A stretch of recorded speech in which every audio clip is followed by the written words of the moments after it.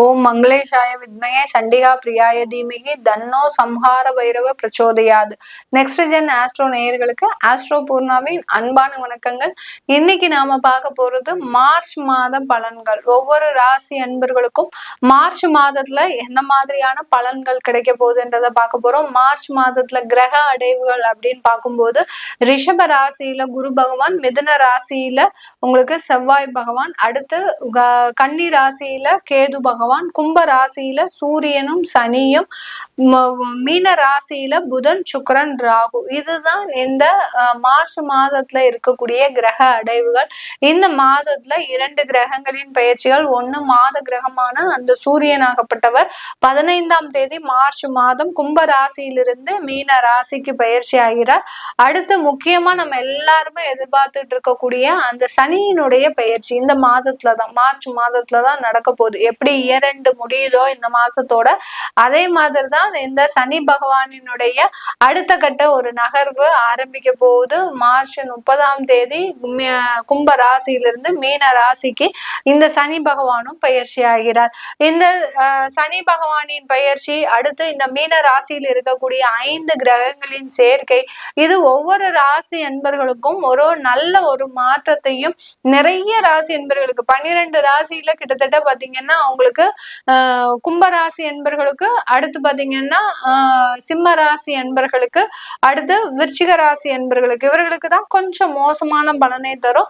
மற்றபடியா எல்லா ராசி என்பவர்களுக்கும் ஒரு நல்ல ஒரு மாற்றத்தையும் முன்னேற்றத்தையும் கொடுக்கக்கூடிய ஒரு பலனாக தான் இருக்கும். இப்போ நம்ம இந்த சேனல்ல யாரெல்லாம் முதல் முறையா பாக்குறீங்கன்னா சப்ஸ்கிரைப் பண்ணிக்கோங்க. பெல் பட்டன்ல ஆல் ஆப்ஷன் சூஸ் பண்ணீங்கன்னா உங்களுக்கு இந்த மாதிரியான ஜோதிட ரீதியாக பலன்கள் ஒவ்வொன்றும் வந்துகிட்டே இருக்கும். இந்த ஒவ்வொரு ராசி என்பர்களுக்கும் உண்டான பலன்களை பற்றி தான் நம்ம இந்த பதிவுல தெளிவா பார்க்க போறோம். உங்களுடைய ஃப்ரெண்ட்ஸ் அண்ட் ரிலேட்டிவ்ஸ்க்கு ஷேர் பண்ணுங்க, கமெண்ட் பண்ணுங்க. மீன ராசி என்பர்களுக்கு மார்ச் மாதத்துல ஜென்ம சனியினுடைய தொடக்கம். இந்த ஜென்ம சனியின் தொடக்கம்ன்றது பாத்தீங்கன்னா ஒரு நிதியாண்டு மாதிரி, உங்களுக்கு ஒரு நிதியாண்டு இப்ப முடியக்கூடிய ஒரு தருணம்.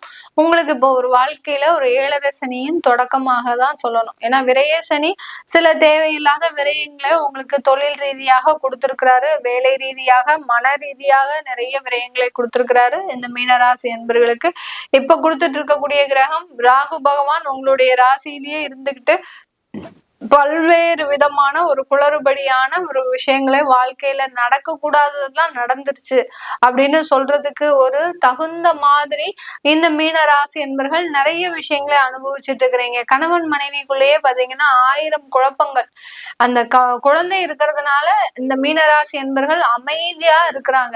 அந்த குழந்தைன்ற ஒரு இது இல்லை அப்படின்னா இவர்கள் என்னைக்கோ பிரிந்து சென்றிருப்பாங்க. அந்த அளவுக்கு அந்த கணவன் மனைவிக்குள்ள ஏகப்பட்ட குளறுபடியான ஒரு விஷயங்கள், தேவையில்லாத ஒரு உறவுகள், அடுத்து பாத்தீங்கன்னா அந்த இடத்துல ஒரு தேவையில்லாத கெட்ட பழக்கங்கள், நல்லா இருந்த அந்த குடும்பம் பாத்தீங்கன்னா இன்றைக்கு சிதைந்து ஒரு சின்னாபின்னமாகி இருக்கக்கூடிய ஒரு சூழ்நிலை. அது ராகு பகவான் மேஷ ராசியில இருக்கும் போதே இந்த மீன ராசி அன்பர்கள் அனுபவிச்சுட்டு வந்துட்டாங்க. கடந்த 2 வருடத்திற்கு முன்னாடியே மிக பெரிய பெரிய வேதனைகளை எல்லாம் அனுபவிச்சுட்டு வந்துட்டாங்க. இன்னைக்கு நேரத்துக்கு பாத்தீங்கன்னா எங்களுக்கு எதுவுமே இல்லை, நாங்க தனிமரமாக இருக்கிறோம், இங்க வந்து என்னைய ஜென்ம சனி என்ன செய்ய போறாரு அப்படின்ற மாதிரியான சில விஷயங்கள்லாம் கேள்விக்குறியெல்லாம் இந்த மீன ராசி என்பர்களுக்கு இருக்கும். சனி பகவான் அந்த 7.5 சனி வருது அப்படின்னாலே இந்த மார்ச் மாதத்துல இந்த கவனமாக சில முடிவுகளை எடுக்கக்கூடிய ஒரு தருணம்.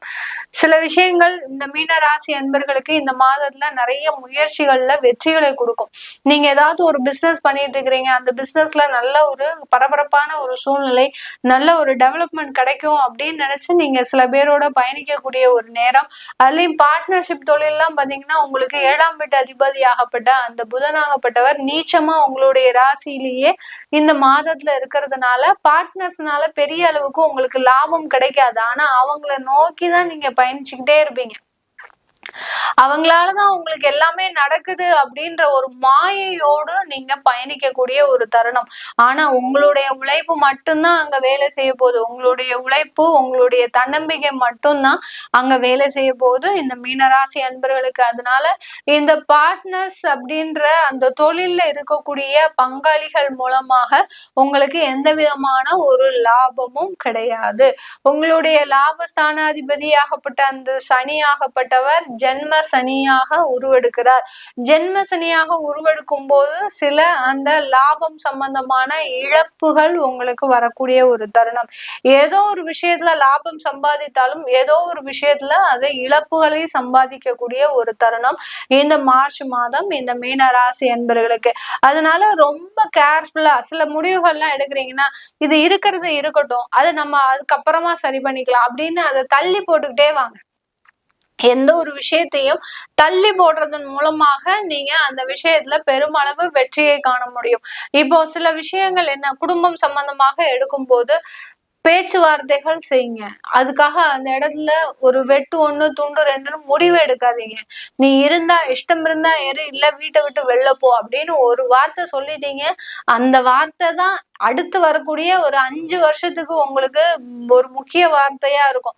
நிறைய பேருக்கு அதெல்லாம் நடந்து முடிஞ்சிருக்கும். மேடம் ஜென்ம சனி எங்களுக்கு மார்ச் மாதம் தானே வருது, ஆனா எனக்கு ஜனவரி மாசமே இந்த வார்த்தைகள்லாம் போயிடுச்சு, தேவையில்லாம ஒரு ஏதோ ஒரு கோபத்துல பேசிட்டேன், ஆனா பாத்தீங்கன்னா அந்த பேச்சையே விடாப்பிடியா பிடிச்சிட்டு என்னுடைய மனைவியோ என்னுடைய கணவரோ அப்படி ஒரு தேவையில்லாத பிரச்சனைகளை எழுப்பிட்டு இருக்கிறாங்க அப்படின்னு சொல்லக்கூடிய அளவிற்கு இந்த மீன ராசி என்பவர்களுக்கு அதிகப்படியான அந்த வார்த்தைகள் மூலமாக சில பிரச்சனைகள் உருவெடுக்கக்கூடிய ஒரு தருணமாக இருக்கும்.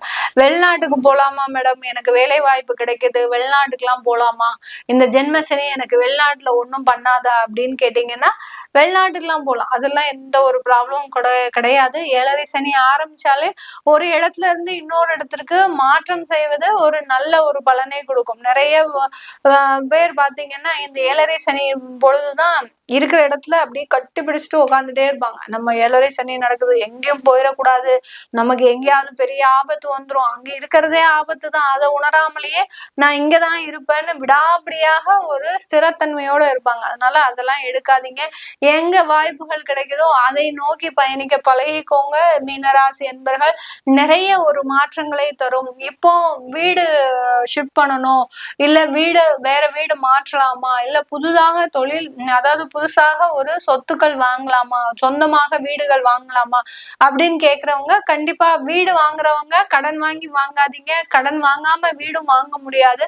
உங்களுடைய வருமானத்திற்கு உகந்த மாதிரியான ஒரு பிளான் போடுங்க.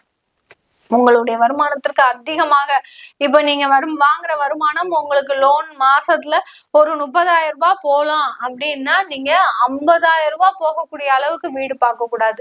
30,000 ரூபாய் போலான்னா அட்லீஸ்ட் 20,000 ரூபாய் இஎம்ஐ போகிற மாதிரி ஒரு வீடு பாருங்க.